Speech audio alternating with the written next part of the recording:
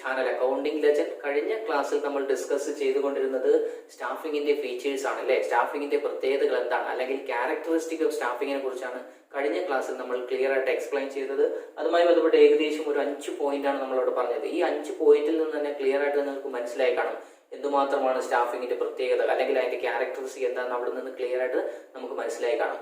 ഇന്ന് നമ്മൾ ഡിസ്കസ് ചെയ്യാൻ പോകുന്നത് ഈ ഒരു പർട്ടിക്കുലർ സ്റ്റാഫിംഗ് പ്രോസസ്സ് കൊണ്ട് ബിസിനസ് സ്ഥാപനത്തിന്റെ ഇമ്പോർട്ടൻസ് എന്താണ്, അല്ലെങ്കിൽ എന്താണ് സ്റ്റാഫിംഗ് എന്നുമായി ബന്ധപ്പെട്ട് ബിസിനസിന്റെ ആവശ്യകത, that is needs for staffing in ഓർഗനൈസേഷനുമായി ബന്ധപ്പെട്ട് സ്റ്റാഫിംഗിന്റെ നീഡ് എന്താണ്, അതിന്റെ ഇമ്പോർട്ടൻസ് എന്താണെന്നാണ് ഇന്ന് ഞാൻ ഡിസ്കസ് ചെയ്യാൻ പോകുന്നത്. Needs and importance of staffing. ഒരു ഓർഗനൈസേഷനുമായി ബന്ധപ്പെട്ട് സ്റ്റാഫിംഗിന്റെ നീഡ്സ് എന്താണ്, എന്തുമാത്രം ആവശ്യകതയുണ്ട്, ബിസിനസ് സ്ഥാപനത്തിന് സ്റ്റാഫ് എന്തുമാത്രം ആവശ്യമുണ്ടെന്നാണ് നമുക്ക് ഇവിടുന്ന് മനസ്സിലാക്കേണ്ടി വരിക. കുറച്ച് പോയിന്റുകൾ ഞാൻ ഉൾപ്പെടുത്തിയിട്ടുണ്ട്. അതുമായി ബന്ധപ്പെട്ട് അതിന്റെ ചെറിയൊരു ഡെഫിനിഷൻ, ചെറിയൊരു മീനിങ് നമുക്ക് പഠിക്കാം. That is human resources are the foundation of any organisation, അല്ലെങ്കിൽ എനി ബിസിനസ് സ്ഥാപനം.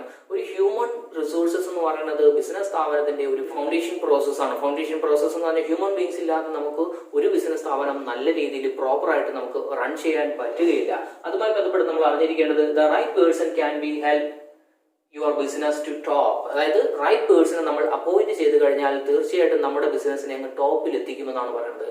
എങ്കിൽ അപ്പോൾ അത്രമാത്രം ഇമ്പോർട്ടൻസ് ആണ് ഈ ഒരു സ്റ്റാഫിംഗ് പ്രോസസ്സിലൂടെ ഒരു ഓർഗനൈസേഷൻ അച്ചീവ് ചെയ്യേണ്ടതായിട്ട് വരിക. That is the staffing functions required to every organization due to the following reason. താഴെ പറയുന്ന ഒരുപാട് റീസൺസ് വെച്ചുകൊണ്ട് നമുക്ക് തീർച്ചയായിട്ടും പറയാൻ പറ്റും സ്റ്റാഫിംഗ് ഫംഗ്ഷൻ എന്ന് പറയുന്നത് വെരി ഇമ്പോർട്ടന്റ് ആണ്, വൈറ്റൽ ആണ്, അൺഅവോയ്ഡബിൾ ആണ്. നമുക്ക് ഇമ്പോർട്ടന്റ് ആയിട്ടെന്ന് പറഞ്ഞാൽ 100% ഇറ്റ്സ് എ കീ എന്നാണ് നമുക്ക് വേണമെങ്കിൽ അറിയപ്പെടാം. ഓർഗനൈസേഷനുമായി ബന്ധപ്പെട്ട് കീ റോൾ പ്ലേ ചെയ്യുന്ന ഒരു മാനേജ്മെന്റ് ഫംഗ്ഷൻ ആണ് ഈ സ്റ്റാഫിംഗ് എന്ന് പറയുന്നത്. അതുമായി ബന്ധപ്പെട്ട് ആദ്യത്തെ പോയിന്റ് ഞാൻ ഇവിടെ പറയാൻ എന്താണ്, ബെറ്റർ പെർഫോമൻസ് ഓഫ് ഓർഗനൈസേഷൻ. നല്ല രീതിയിൽ ഓർഗനൈസേഷൻ പെർഫോം ചെയ്യണമെന്നുണ്ടെങ്കിൽ തീർച്ചയായിട്ടും നല്ല സ്റ്റാഫുകൾ അവിടെ ആവശ്യം തന്നെയാണ്.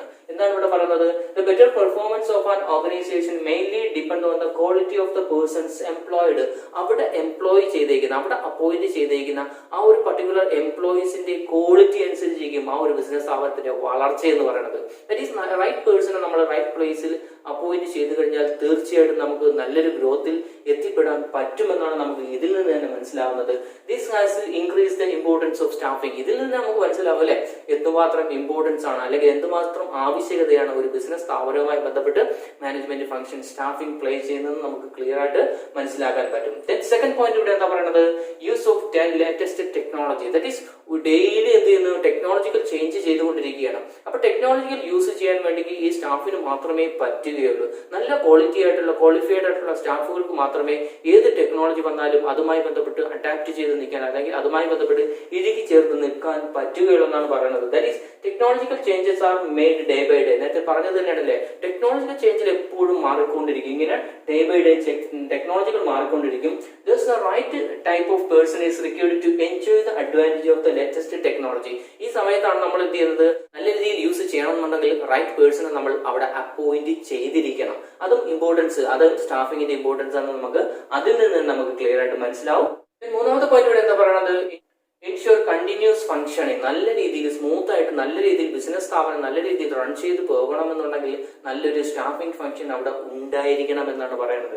എന്താണ് ഇവിടെ പറയുന്നത്, staffing ensure continuous and uninterrupted functions of the organisation. നല്ല സ്മൂത്ത് രീതിയിലുള്ള ഫംഗ്ഷൻ റൺ ചെയ്യാൻ വേണ്ടി ഈ ഒരു സ്റ്റാഫിംഗ് നമ്മളെ ഹെൽപ്പ് ചെയ്യുമെന്നാണ് പറയുന്നത്. ഏത് രീതിയിലാണ്, by providing required staff at the required time and avoid labour problem by the good relationship. Labour relationship, അതായത് രണ്ട് രീതിയിലാണ് നമുക്ക് അവിടെ എന്ത് ചെയ്യുന്നത്, സഹായിക്കുന്നത്. നമ്പർ 1 എന്താന്ന് പറയുന്നത്, റൈറ്റ് പേഴ്സണെ നല്ല റൈറ്റ് പ്ലേസിൽ അപ്പോയിന്റ് ചെയ്യുന്നു. ഇതുപോലെ തന്നെ അവിടെ ഒരു ലേബർ പ്രോബ്ലം ഒന്നും ഉണ്ടാവാതെ എന്ത് ചെയ്യുന്നു, ഒരു നല്ലൊരു ഗുഡ് റിലേഷൻഷിപ്പ് മെയിൻറ്റെയിൻ ചെയ്യാൻ ഈ സ്റ്റാഫിംഗ് ഫംഗ്ഷൻ നമ്മളെ സഹായിക്കുമെന്നാണ് പറയുന്നത്.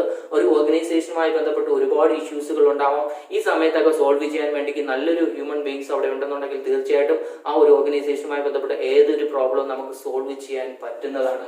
സോ അതിൽ നിന്ന് തന്നെ നമുക്ക് മനസ്സിലാവും സ്റ്റാഫിംഗിന് എന്തുമാത്രം ഇമ്പോർട്ടൻസ് ആണ് ഇവിടെ ഉള്ളതെന്നുള്ളത്. ദെൻ നാലാമത്തെ പോയിന്റ് ഇവിടെ എന്താ ഡിസ്കസ് ചെയ്യുന്നത്, optimal utilisation of human resources. സ്റ്റാഫുകൾക്ക് മാത്രമേ എന്ത് ചെയ്യാൻ പറ്റുള്ളൂ, ഏത് റിസോഴ്സസ് ആയാലും, ദാറ്റ് ഈസ് മെറ്റീരിയൽ റിസോഴ്സ് ആയിക്കോട്ടെ, ഹ്യൂമൻ റിസോഴ്സ് ആയിക്കോട്ടെ, ഏത് റിസോഴ്സ് ആയാലും മാക്സിമം യൂട്ടിലൈസ് ചെയ്യാൻ വേണ്ടി ഒരു സ്റ്റാഫ് വിചാരിച്ചാലും നടക്കും. ഓർഗനൈസേഷനുമായി ബന്ധപ്പെട്ട വ്യക്തികൾ വിചാരിച്ചാൽ മാത്രമേ എന്താണ് മാക്സിമം യൂട്ടിലൈസേഷൻ റിസോഴ്സസ് നമുക്ക് പ്രാപ്തിയമാക്കുകയുള്ളൂ. That is every concern is required to spend a large number of money for its personal by way of recruitment, selection, training and salary to recognize the human resources. അപ്പോൾ human ബീങ്സിന്റെ importance വളരെ important ആണ്, വൈറ്റലാണ്.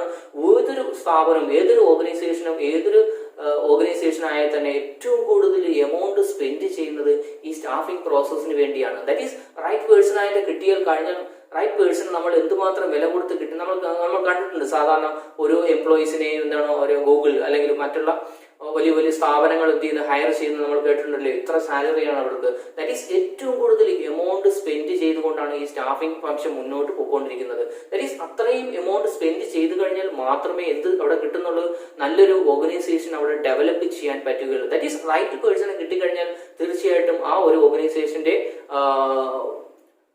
ഓർഗനൈസേഷന്റെ growth എന്ന് പറയുന്നത് പെട്ടെന്നായിരിക്കും, നല്ല രീതിയിൽ develop ചെയ്യാൻ പറ്റുമെന്നാണ് ഇതിലൂടെ നമുക്ക് മനസ്സിലാവുന്നത്. അഞ്ചാമത്തെ പോയിന്റ് ഇവിടെ എന്താ ഡിസ്കസ് ചെയ്യുന്നത്? The workers are enable to motivate through financial and non financial incentives. വർക്കേഴ്സിനെയൊക്കെ നമുക്ക് ഏത് രീതിയിൽ മോട്ടിവേറ്റ് ചെയ്യാൻ പറ്റും? That is human beings. സ്റ്റാഫുമായി ബന്ധപ്പെട്ട് നമ്മൾ ഡിസ്കസ് ചെയ്യുമ്പോൾ അറിഞ്ഞിരിക്കേണ്ടതാണ്, ഹ്യൂമൻ ബീങ്സിനെ എപ്പോഴും നമുക്ക് മോട്ടിവേറ്റ് ചെയ്യാൻ പറ്റണമെന്നുണ്ടെങ്കിൽ ഒന്നുകിൽ ഫിനാൻഷ്യൽ ഇൻസെന്റീവ് കൊടുക്കണം, that is salary, wages, commission, ഈ രീതിയിൽ കൊടുക്കണം. അല്ലെങ്കിൽ non financial incentive, that is അവരെന്ത് ചെയ്യണം, നല്ല പെർഫോമൻസ് കാണിച്ചു കഴിഞ്ഞാൽ ഒന്ന് അംഗീകരിക്കണം, അതായത് നോൺ ഫിനാൻഷ്യൽ ഇൻസെന്റീവ് ആണ്. ഇങ്ങനെ ഇത്തരം ഇൻസെന്റീവുകൾ കൊടുത്തുകൊണ്ട് മാത്രമേ നമുക്ക് ഒരു ഓർഗനൈസേഷനിൽ സ്റ്റാഫുകൾ നിലനിർത്തി കൊണ്ടുപോകാൻ പറ്റുകയുള്ളൂ. അങ്ങനെ ചെയ്തു കഴിഞ്ഞാൽ മാത്രമേ റൈറ്റ് വർക്കിംഗ് കണ്ടീഷൻ തന്നെ ഉണ്ടാവുകയുള്ളൂ. That is financial and non financial incentive കൊടുത്തുകൊണ്ട് മാത്രമേ നമുക്ക് സ്റ്റാഫുകളെ നല്ല രീതിയിൽ മുന്നോട്ട് കൊണ്ടുപോകാൻ പറ്റുകയുള്ളൂ. This will increase the morale of the employees. ഇത് എന്ത് ചെയ്യും? എംപ്ലോയീസിന്റെ മൊറൈൽ ഇൻക്രീസ് ചെയ്യുന്നത് ഓട്ടോമാറ്റിക്കായിട്ട് അത് ബിസിനസ്സിന് ഗുണം തന്നെയാണ് ചെയ്യുന്നത്. അവർ ഓട്ടോമാറ്റിക്കായിട്ട് നമ്മുടെ ബിസിനസ്സുമായി ബന്ധപ്പെട്ട് നല്ല രീതിയിൽ ഡെഡിക്കേറ്റ് ചെയ്ത് വർക്ക് ചെയ്യാൻ അവർ വില്ലിങ് ആവും.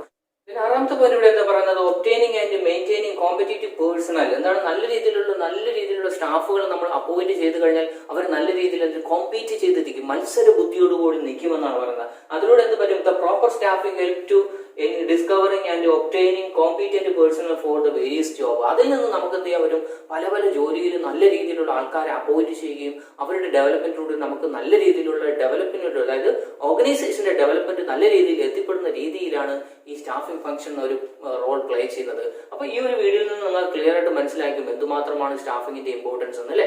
ഇതൊക്കെയാണ് ഈ ഒരു പർട്ടിക്കുലർ എന്താണ് 5 പോയിന്റിൽ നിന്ന് നമുക്ക് ക്ലിയർ ആയിട്ട് മനസ്സിലാക്കാൻ പറ്റും, അല്ലേ? സ്റ്റാഫിംഗ് എന്താണ്, അതിന്റെ ഇമ്പോർട്ടൻസ് എന്താണ്, ഒരു ഓർഗനൈസേഷനുമായി ബന്ധപ്പെട്ട് ഡിസ്കസ് ചെയ്യുമ്പോൾ വളരെ ഇമ്പോർട്ടന്റ് ആയിട്ട് വൈറ്റൽ ഇമ്പോർട്ടന്റ് ആണ് ഈ സ്റ്റാഫിംഗ് പ്രോസസ് എന്ന് പറയുന്നത്.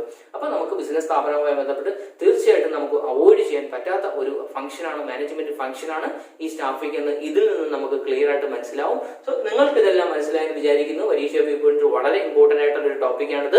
അപ്പൊ തീർച്ചയായിട്ടും മനസ്സിലാക്കുക. മനസ്സിലായില്ലെന്നുണ്ടെങ്കിൽ നിങ്ങൾക്ക് ധൈര്യമായിട്ട് എന്നോട് ചോദിക്കാം. ചോദിച്ചു കഴിഞ്ഞാൽ ഉറപ്പായിട്ട് നിങ്ങൾക്ക് റെസ്പോണ്ട് തരുന്നതായിരിക്കും. സോ അടുത്ത നല്ലൊരു വീഡിയോയുമായി വരുന്നത് വരെ എല്ലാവർക്കും ഓൾ ദി ബെസ്റ്റ്.